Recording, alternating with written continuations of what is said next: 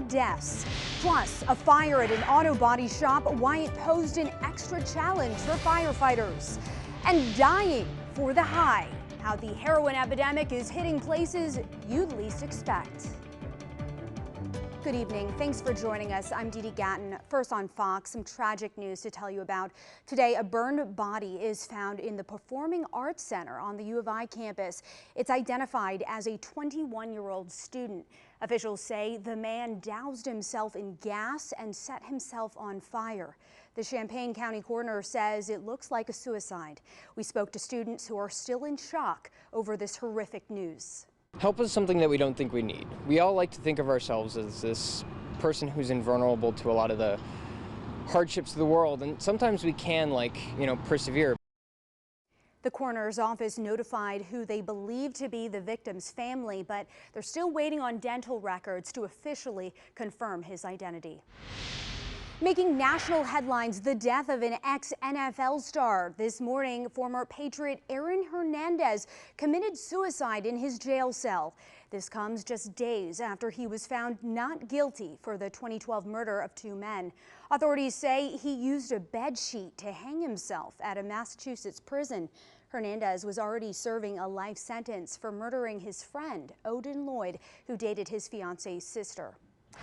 Now, Hernandez's death is the most recent high-profile prison suicide that we've seen, but Hernandez is not alone. In fact, in Springfield, suicide attempts are common. Fox's Em Nguyen joins us live from the Sangamon County Jail now with more. Em. Dee, just last month, a 27-year-old woman was found unresponsive in her cell from an apparent suicide. I looked into how many inmate suicides happened in this area. The number of suicide attempts may be more than you might have guessed. Sheets, towels, blankets, clothing. All common items that could be used in the leading cause of death behind bars, suicide. Sangamon County Jail is no exception. Despair in that they're not ever going to get out of custody.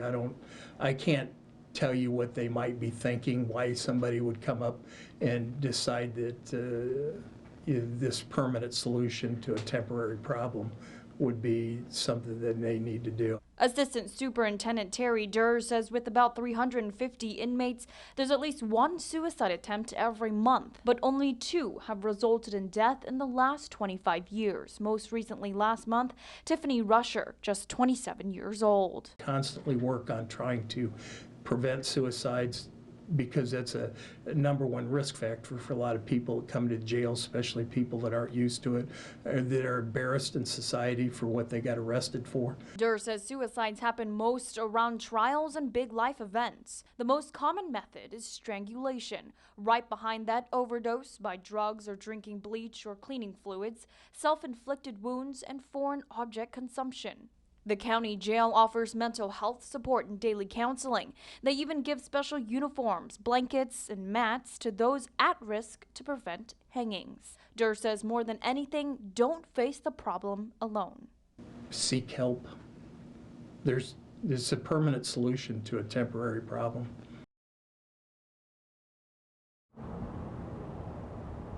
In the last 2 years, the county jail has been extensively training their staff to look out for those at risk. They say they'll continue this progress moving forward. For now, reporting live in Springfield, I'm Em Nguyen, Fox Springfield News at 9. Thanks for the update, Em. A Fox fact for you. On top of that suicide watch training, the county jail says they're always discussing ways to provide better mental health support for their inmates. First on Fox, a fire at a Lincoln auto body shop sends one employee to the hospital. The fire broke out just before noon. Officials believe mechanical failure of a machine in the shop may have started it. Crews taking extra precautions due to the fire's location. The owners were here. The employees advised us right away that the section of the building where the fire was their paint storage, so it was a hazard area. We're told the employees' injuries are non-life-threatening, so that's the good news. One firefighter was sent to the hospital just to be safe. The Mount Pulaski Fire Department helped to put out the blaze. New developments on a story we first brought to you last night on the house fire in Decatur. Well, we now know the blaze all started in the basement and it killed 5 dogs and 3 cats. One person was sent to the hospital for smoke inhalation after trying to save the animals. Officials still do not know the cause of the fire. The damage is estimated to be more than $30,000. Breaking news now, new details emerging in the corruption case for former Illinois Senator Aaron Schock. Let's go straight to the Breaking News Center with John Rieger. John. Dee Dee, very high-profile case we've been following. Federal prosecutors now have filed a motion stating that Aaron Schock should not be entitled to more information about a confidential informant in this case, and this is a key witness in this case. So the filing revealed the informant told prosecutors that in January of last year, Schock contacted the informant, who believed Schock wanted to talk about the grand jury investigation. A recording of the informant's conversation with prosecutors could be played in that trial. Last month, Schock's attorney said someone who worked for Schock secretly provided the government with information. The attorneys asked the judge to force prosecutors to provide more information about that informant. And now a spokesperson for Schock's legal team declined to comment after this and said that lawyers feel the motions should speak for themselves. The 2016 indictment charges Schock with mail fraud, theft of government funds, and some other crimes. His trial date is now set for July 11th. Dee Dee? Thanks, John. A scary morning. Danville High School was placed on a lockdown after police responded to shots fired in the area. Police were called to the 500 block of Jackson Street, but officers were not able to find the suspect. The lockdown was lifted after police cleared the scene. Anyone with information should call police or Vermilion County Crime Stoppers at 446-TIPS. In Macoupin County, officials are seeing a rise in the number of deaths from prescription medication. Here's how they're trying to fight it. On April 29th, the county will hold a drug take-back event. 3 Michelle pharmacies and a Sullivan pharmacy will host the drop-off sites. If you have any unused or expired medication, this would be the perfect way to get rid of them. Clean out your medicine cabinet, clean out your nightstand, find over-the-counter medication, prescription drugs that are unneeded, that are unused, that certainly are expired. Again, the drop-off April 29th in Macoupin County. Drop-off is between 9 a.m. and 12 p.m. A concerning trend that we're seeing in Springfield. The capital city seeing an uptick in crimes just in this past week. Last night, a Dollar General store on Wabash Avenue was robbed, and on Monday, a teen was shot in the leg on the city's east side. Over the weekend, there was also a string of crimes. Springfield police say the trend isn't likely going away anytime soon, but it's one they're used to seeing.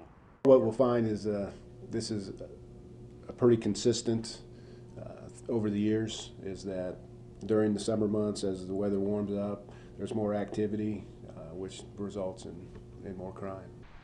If you have any information, you're encouraged to contact Springfield Police or Crime Stoppers to remain anonymous.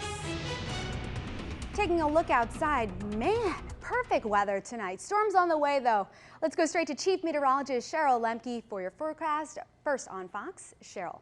Well, Dee Dee, so far so good. Still relatively quiet right now across central Illinois, but I am tracking some showers and some thunderstorms. They are slated to come in later on for tomorrow. Here's our latest live Doppler radar. And again, right now, all is quiet. Rain-free conditions from Watsika all the way down towards Litchfield, Monticello, all the way down towards Vandalia. No problems right now, but the bigger picture shows a storm system that's still draped across the nation's midsection. It will come plowing off towards the east tomorrow, and as it does, it will be sparking off some showers and some thunderstorms. And at this point, there is a chance to see maybe a few strong thunderstorms before the day's over tomorrow.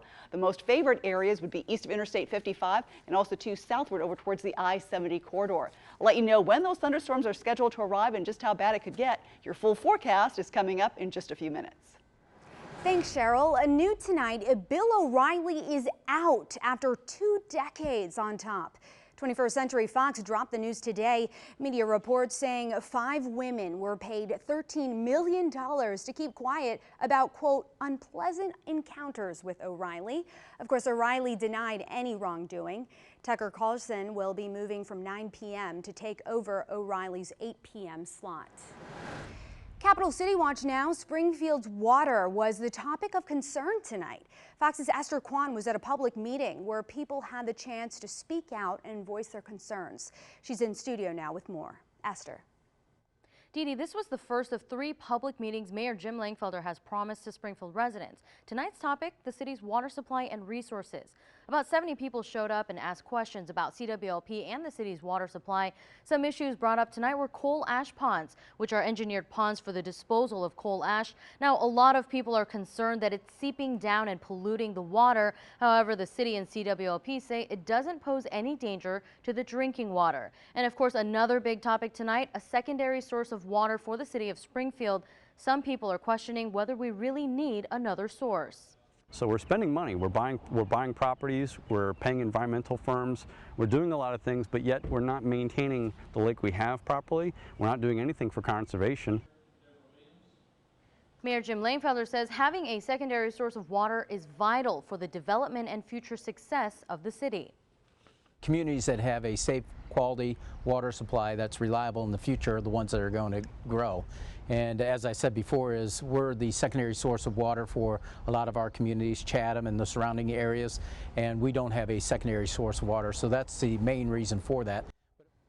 CWLP officials tonight said of the 32 alternatives they initially came up with as a secondary water source for Springfield, 21 of those were eliminated for reasons like being too costly or inadequate. Other water source alternatives are the Sangamon River Valley wells, the Illinois River well, or combinations of those, and gravel pits and so on.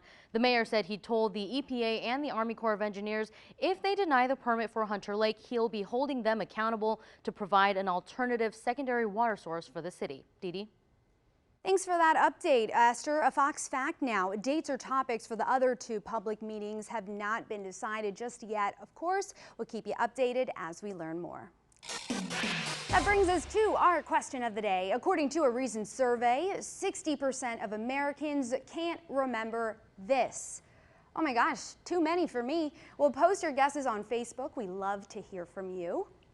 Coming up next, getting rid of passwords, why Facebook is slowly doing away with them, and how your info will still stay safe.